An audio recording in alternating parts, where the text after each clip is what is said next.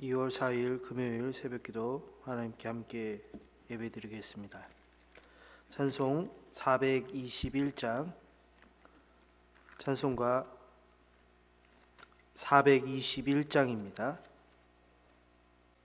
내가 예수 믿고서 죄사함 받아 나의 모든 것 다 변했네. 지금 내가 가는 길 천국길이요 주의 피로 내 죄가 씻겼네. 나의 모든 것 변하고 그 피로 구속 받았네. 하나님은 나의 구원 되시오니 내게 정죄함 없겠네. 주님 밝은 빛 되사 어둠에 치니 나의 모든 것 다 변했네. 지금 내가 주 앞에 온전케 됨은 주의 공로를 의지함일세. 나의 모든 것 변하고 그 피로 구속 받았네. 하나님은 나의 구원 되시오니 내게 정죄함 없겠네. 내게 성령이 임하고 그 크신 사랑 나의 맘에 가득 채우며 모든 공포 내게서 물리치시니 내 맘 항상 주 안에 있겠네. 나의 모든 것 변하고 그 피로 구속 받았네. 하나님은 나의 구원 되시오니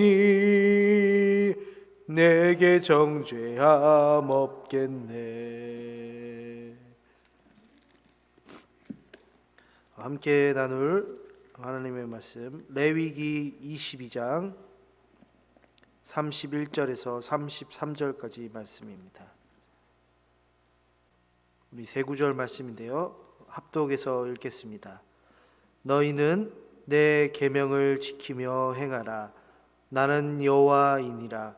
너희는 내 성호를 속되게 하지 말라. 나는 이스라엘 자손 중에서 거룩하게 함을 받을 것이니라. 나는 너희를 거룩하게 하는 여호와요 너희의 하나님이 되려고 너희를 애굽 땅에서 인도하여 낸 자니 나는 여호와이니라. 아멘.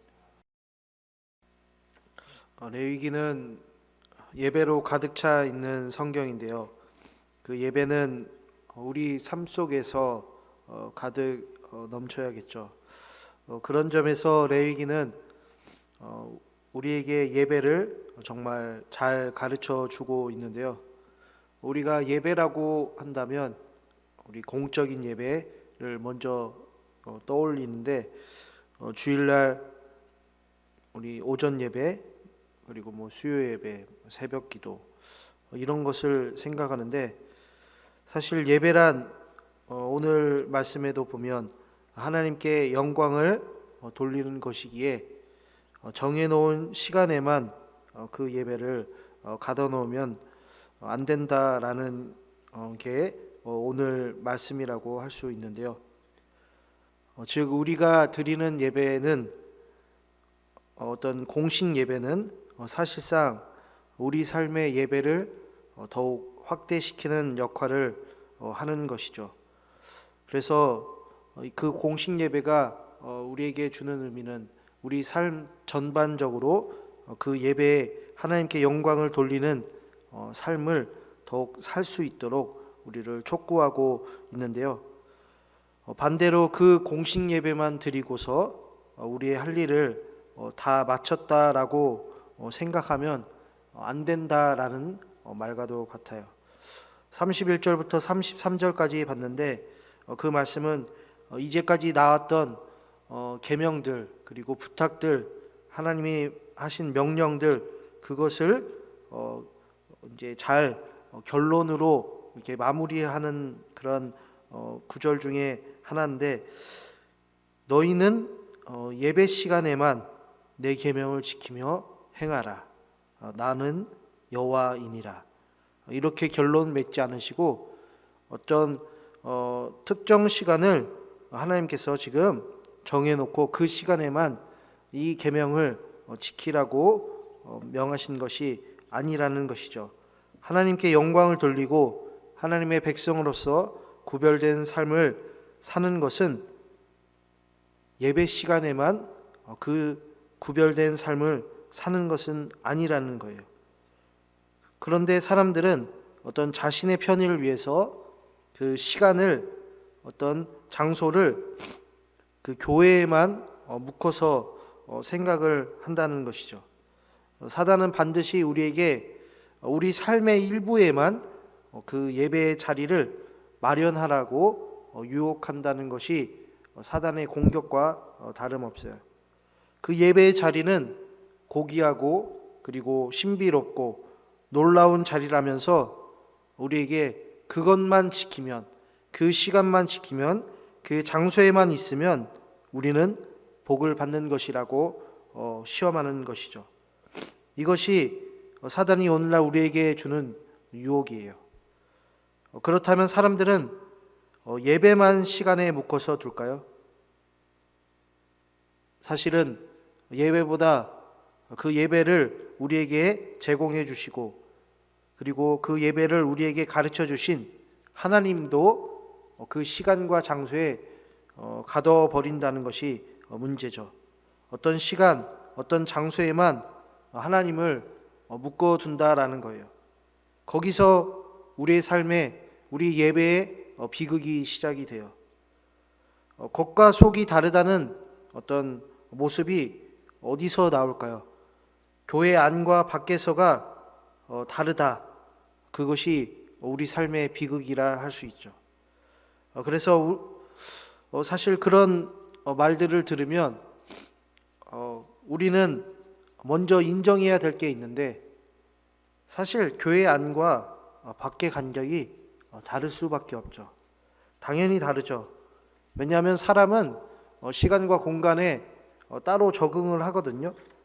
그래서 그 교회와 교회 안과 밖의 간격이 다른 것은 사실 우리가 먼저 인정하고 들어가야 그 사실들을 점차 알아갈 수 있는 것인데, 내 자신의 모습이 교회 안의 모습과 어떤 교회 밖의 모습이 다르구나, 그리고 하나님과 예배를 그 시간과 장소에 묶어버렸구나, 인정을 해야 한다는 말이죠.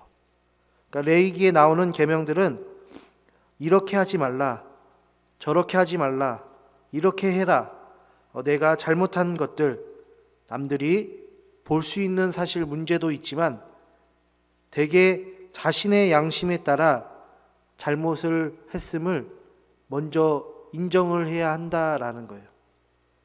그러니까 하나님은 하나님의 백성에게 선한 양심을 주셨다라는 말이 바로 이 말인데, 선한 양심이 필요한 이유는 하나님의 말씀을 듣고 살아가는 백성이 내 자신의 죄를 발견하고 인정하는 것이 먼저이기 때문이에요.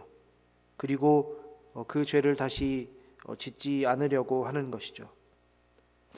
사람은 이렇게 습관이 무서운데요. 어떤 자신의 성격과 말투, 행동 등이 습관화되면서 사실은 쉽게 그런 것들이 고쳐지지 않기 때문이죠. 그 점은 고쳐야 하는데 생각은 하지만 매일 똑같죠. 하지만 오늘 말씀을 통해서 우리가 배울 수 있는 것은, 우리가 과거보다는 좀 더 나은 삶을 살아야 하는구나 깨닫게 돼요. 좀 더 나은 삶은 생명이 있는 것이죠. 한 번에 바꿔지기란 쉽지 않지만 내가 어떤 공격적인 성향이 있었다면 다소는 조금은 덜 공격적인 모습으로, 이웃에게 냉랭했다면 다소 조금은 따뜻한 모습으로 이렇게 생각을 하고 있다면 반드시 조금씩 바뀌게 될 거예요. 그것은 아름다운 하나님의 백성들의 모습이기 때문이죠.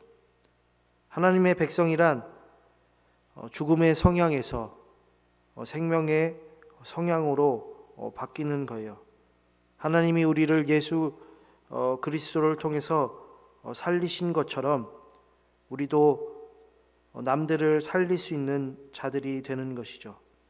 오늘도 생명의 말씀을 듣는 우리 성도님들, 그 말씀 따라 살아갈 때 내 자신이 살고 또한 이웃도 살리시는 우리 성도님들 될 수 있기를 간절히 축복해요. 하나님 아버지, 감사합니다.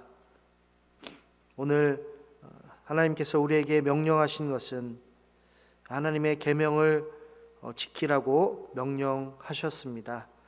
사실 우리의 살아왔던 어떤 인생의 모습들이 쉽게 고쳐지진 않고 매일 똑같은 것 같지만 하나님의 주신 그 생명으로 말미암아 우리가 이제는 좀 더 나은 삶을 살기 원합니다.